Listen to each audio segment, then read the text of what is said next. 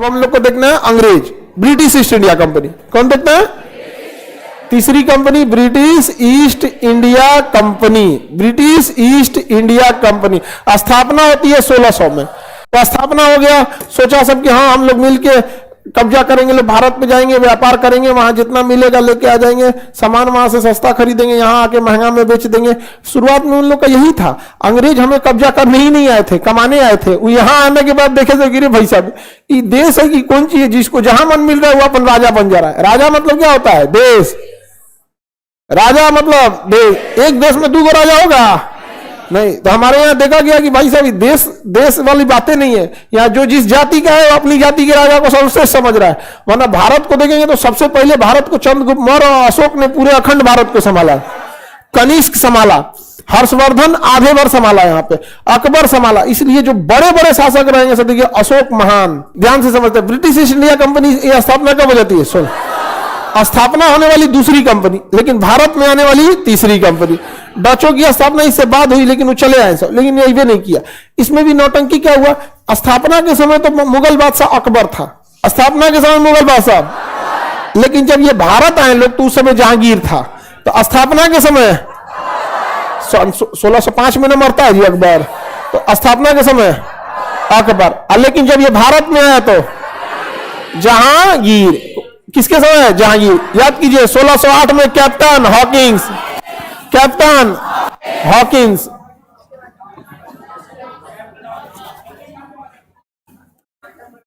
ठीक है, चंद्रबिंदु भी लगेगा। Captain Hawkins. और 1615 Thomas Roe, Thomas Roe, Thomas Roe.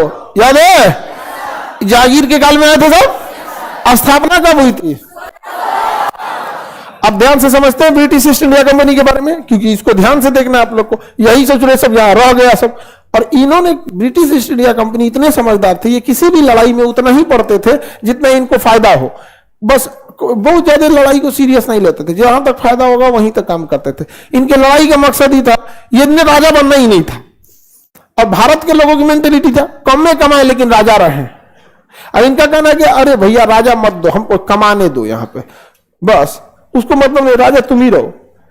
Bharat के आदमी को कमाने से मतलब नहीं था। अभी देखिएगा ना, घर में कुछ रहे ना रहे, ताव में देर चलेगा। अब कह दीजिएगा कि अरे थोड़ा आराम से बोलिए, अरे हम झूठ के काहे बतियाएंगे और करके बतियाएंगे। बकलोल, हम लोग के यहाँ तो ये सब चीज जहू बहुते ज्यादा। गांव में देखिएगा ना, ढेर तो मीडियम टाइप का आदमी रहेगा, ढेर उछलेगा।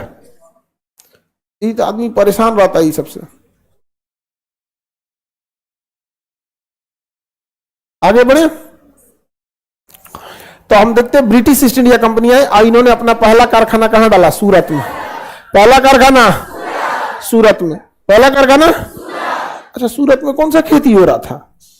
कपास वगैरह अच्छा से मिल जाता।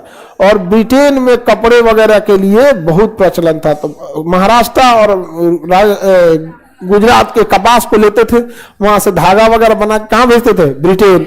और ब्रिटेन से मॉडर्न डिजाइन के कपड़े आते थे, मॉडर्न डिजाइन के कपड़े आते, कोट वगैरह। और वहां की मशीनें देखिए, मशीन से अगर कपड़े को बीनिएगा ना तो उसकी रेसे छोटे रहेंगे, पहनने में थोड़ा स्मूथ रहेगा। यहाँ पे हमारे यहाँ जो था हाथ से चलने वाले हेलमेट थे, वो गमछा ऐसा कपड़ा रहता था, धागवा दिखता था, हाँ इससे से ऐसे गया है यहाँ पे। तो यहाँ ब्रिटेन वाले यहाँ कपड़ा बेचने लगे सब फर्स्ट क्लास। कहा कि भाई बहुत फायदा है। और सबसे ज्यादा मार्जिन अगर दवा में है और फिर कपड़ा में है, 3 चीज में कमाई बहुत छुपा रहता है, पता नहीं चलता। दवाई, कपड़ा और बिल्डिंग, जो जमीन उमीन होता है ना जिसे रियल एस्टेट कहते हैं, इसमें बहुत कमाई रहता है। पता ही नहीं चलता है कि कितना का होगा, ही समझे, पता ही नहीं चलता है। 80 पैसा का मास्क था, सर्जिकल मास्क हुआ, जो हरे नहीं हरियर रंग का, एक दो बार यूज करके 80 पैसा का, बढ़िया साइज, बढ़िया टाइप, 80 पैसा का। सोचिए मेडिकल में बहुत सारा ऐसी दवाइयां हैं ना जो 15 रुपया की आती हैं, 100 रुपए की बिकती हैं। वहां बिल्ड जमीन का व्यापार, अरे एक के जमीन अगर नहीं है 4 बार बेच देता है सर। कपड़े वगैरह का भी व्यापार बहुत मार्जिन होता है यहाँ पे। गुजरात वगैरह में जाएंगे, महाराष्ट्र साइड में, वहां भी बहुत व्यापार होता है ये सबका, थोक में कपड़ा बिकते हैं सब। और कपड़ों का तो आइडिया पुरुष को उतना नहीं रहता है, आप लोग को तो ज्यादा आइडिया रहता है, पुरुष को ही सबसे मतलब नहीं रहता। आपको 900 के भरोसे कपड़ा का दुकान चले तो डेली 2 कंपनी दिवालिया होगी। हाँ, पुरुष सबको ना शौक नहीं होता है कपड़ा उपड़ा पहनने का, वो उनको ये होता है कि टोक मत दे, कहता है ए भाई 15 दिन से ये पहन ले बढ़ाओ, वो इस डरे चेंज करता है। उनके अंदर शौक होता है आप लोगों को, और अगर उसको शौक हो गया ना कपड़ा उपड़ा चेंज कर रहा है तो समझिए कहीं ना कहीं डेमो दे रहा है। कहीं ना कहीं नया नया बतियावल शुरू किया है कहीं कहीं, अदरवाइज में उसको शौक नहीं, इंटरनली तो उसको शौक नहीं होता है, नहीं समझे। अगर उसको शौक है, अगर बहुत कहीं बाल उल झाड़ के एकदम निकल रहा है एकदम, तो समझिए कि गई लो बाबू जा। तो आप लोगों को तो शौक होता है एकदम। यहाँ पे सबका अपना अपना मेंटल बनावट भी ऐसे होता है, सबको अपने अपने यहाँ पे। तो इन लोगों को बहुत फायदा हुआ, किन सबको, ब्रिटेन वाले, अंग्रेज वालों को, अंग्रेजों को यहाँ पे। अब अंग्रेज आगे आने लगे सब यहाँ पे, अंग्रेजों ने 3-4 ठो किला बनवा दिया। मद्रास में किला बनाया, कहां बनाया, मद्रास में किला बनवा दिया। कलकत्ता में किला बनवाया, कहां कहां, मद्रास और कलकत्ता में। किला का नाम पूछेगा, किला का नाम मद्रास में है saint George, saint George, saint George किला। कलकत्ता में विलियम किला, विलियम, विलियम किला, विलियम किला, वहां का राजा का नाम था इंग्लैंड का विलियम, विलियम किला। अब देखिए किला को अंग्रेजी में फोर्ट कहा जाता है, क्या कहा जाता है, फोर्ट, क्या कहेंगे, फोर्ट। तो इसको कहेगा फोर्ट सेंट जॉर्ज, विद्यार्थी को याद नहीं होगा, अरे सीधे बोले सेंट जॉर्ज किला, सेंट जॉर्ज किला, और को बोलेंगे हम फोर्ट सेंट जॉर्ज, लगे कोनो दवाई का नाम है, नहीं ना होगा। सेंट जॉर्ज के नाम पे किला बनाया, जैसे अकबर का किला, इलाहाबाद का किला, लाल किला, उसी को कहेंगे रेड फोर्ट, लगे को नया चीज है। सेंट विलियम का किला, फोर्ट विलियम, क्या है, फोर्ट विलियम। तो एक हो गया फोर्ट विलियम, सेंट जॉर्ज, ये क्या बनवाया सब, किला बनवाया, सब किला बनवाया यहाँ पे। और इन लोगों को चाहता था सब बहुत ज्यादा व्यापार करने के लिए, इस वजह से इन्होंने देखा कि भारत में विवाद कम से कम रखा जाए, इन्होंने डिस्प्यूट कम से कम रखने की कोशिश किया। तो 1661 ईस्वी में ना, 1661 ईस्वी में ब्रिटेन के राजा, ब्रिटेन के राजा, ब्रिटेन के राजा और पुर्तगाल की रानी, पुर्तगाल की रानी, ये दोनों फंस गया सब। ब्रिटेन के राजा किससे फंस गया, पुर्तगाल की रानी से। राजा का नाम था चार्ल्स द्वितीय, क्या नाम था, चार्ल्स द्वितीय। फंस गया किससे, कैथरीन से। किससे फंस गया, कैथरीन से। क्या हो गया, कैथरीन से फंस गया। तो ब्रिटेन के राजा चार्ल्स द्वितीय का विवाह हो गया किससे, कैथरीन से। हाँ, कैथरीन से। इससे फायदा हुआ ब्रिटेन वाले को, ब्रिटेन वाले को क्या हुआ, फायदा हुआ, क्योंकि पहले से थे पुर्तगाल वाले भारत में, पुर्तगाली से भारत में पहले से थे, और उनको 100 साल ज्यादा का अनुभव था, और सारा अनुभव साझा कर दिया पुर्तगाल वालों ने किससे, ब्रिटेन वालों को। अब ये तो दोनों सब रिश्तेदार हो गया, सब समधी हो गया सब यहाँ। और ये पुर्तगाल वालों ने कहा कि भाई भारत में अथाह पैसा है, तुमको हम बोलते हैं पैसा कमाओ। तो ये पुर्तगाली सब कहा सब कि हम बंबई बंदरगाह पे कब्जा कर लिए हैं। कहां कब्जा कर लिए हैं, बंदरगाह पर कब्जा कर लिए हैं। बंबई बंदरगाह पर किसने कब्जा कर लिया था, पुर्तगालियों। इन्होंने बंबई बंदरगाह चार्ल्स द्वितीय को दहेज में दे दिया। किसमें दे दिया, दहेज में दिया। क्या पैसा वैसा कोई दिक्कत नहीं, घुमाने उन्होंने लेते आइए गए यहाँ पर हीरोइन, आई सबको भी कैथरीन उथरीन थी यहाँ पे, इन सबको पता नहीं अभी महारानी कैसे दिमाग का शासन करती, सब हम लोग को कोई खास तो आइडिया नहीं। हाँ, दहेज दिया था पुर्तगालियों ने, दहेज में क्या दे दिया, बंबई बंदरगाह, बंबई बंदरगाह। अभी बंबई बंदरगाह राजा करेगा क्या, तो उसने कहा ईस्ट इंडिया कंपनी से। किसे, ईस्ट इंडिया कंपनी, हमको पैसे भाड़ा देना और ये बंदरगाह यूज करो। बंदरगाह यूज करने लगे सब। अब जब यहां पे आया तो देखिए अंग्रेजों के साथ कितना प्लस पॉइंट था। तो जो ब्रिटेन वाले थे सब, कौन वाले, ब्रिटेन, इनसे किसी को झगड़ा, कितना फायदा हुआ, पुर्तगालियों से क्या हो गया, बिया हो गया, पुर्तगालियों से बिया। अब तो कभी ये सब लड़ाई होगा नहीं। तो ब्रिटेन वाले की, ये तो वो ऐसा लड़का वाला हो गया सब, पुर्तगाली बहुत इज्जत करता था सब, समझ गया कि नहीं गया। अब ब्रिटेन वाला आया सब, और 1717 में 1717 फारूक सियर, फारूक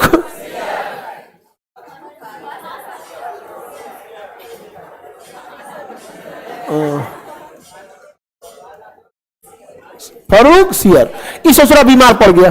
क्या पड़ गया? बीमार पड़ गया। अंग्रेज डॉक्टर, याद करिए, हैमिल्टन, अंग्रेज डॉक्टर हैमिल्टन, हैमिल्टन ने क्या किया? इलाज किया। इस ससुरों ने, फारूक सियर ने क्या कर दिया? मान्यता दे दिया। क्या दे दिया? मान्यता दे दिया, जिसे ब्रिटेन का क्या कहता है? Magna carta, Magna carta. यही फारूक सियर मराठों को भी दिया था। तो पहला मैग्ना कार्टा मिल गया किसको? फारूक सियर को। तो ये खुलेआम व्यापार कर सकते थे और पुर्तगाली ने रोकने वाले नहीं थे।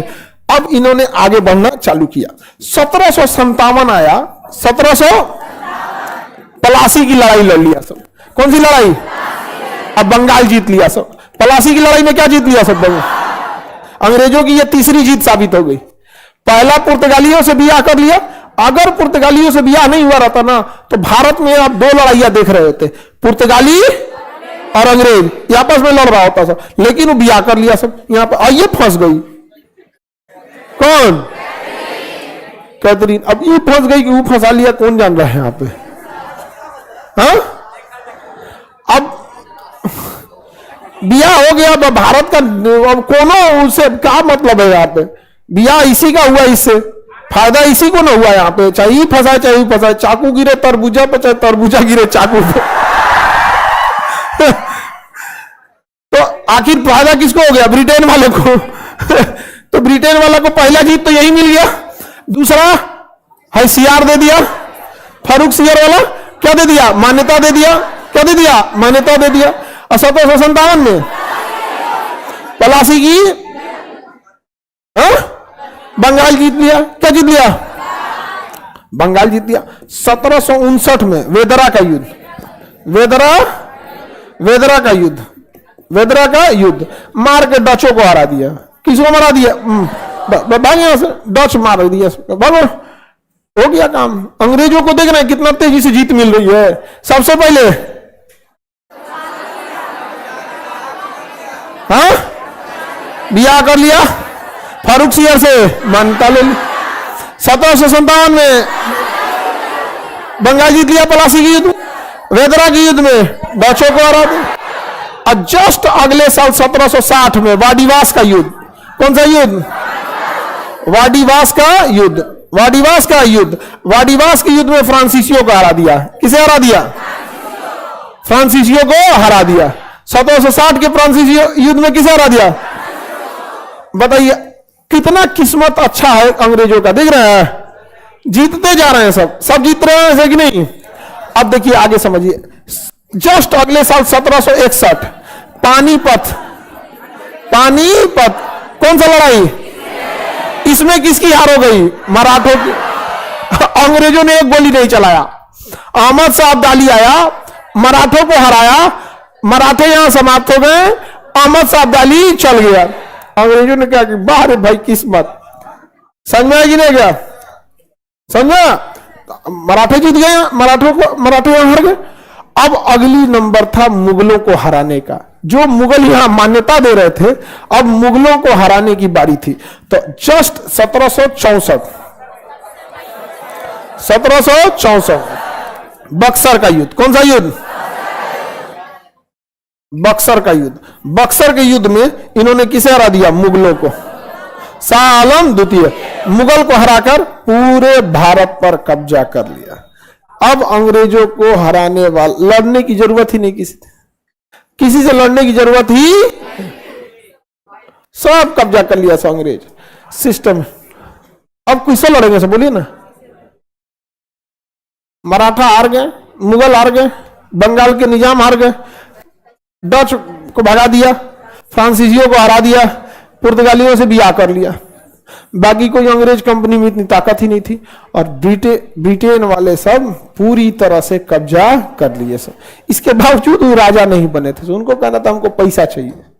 क्या चाहिए? क्योंकि वहां जनसंख्या ज्यादा नहीं है ब्रिटेन में, इसलिए ज्यादा क्षेत्रफल उसी को चाहिए जिसका पास ज्यादा जनसंख्या है, उसको चाहिए पैसा। पैसा लेके गया से यहाँ जितना पैसा लूट के ले गए सब ना, ऊपर वाला मतलब क्या बताए, बहुत तुम सब लोग दुआ मांगना लो हिटलर के लिए, उसको खूब मतलब आशीर्वाद देना। जितना पैसा भारत से लूट के ले गया था ना, वो हिटलर युद्ध में सब फूंकवा दिया।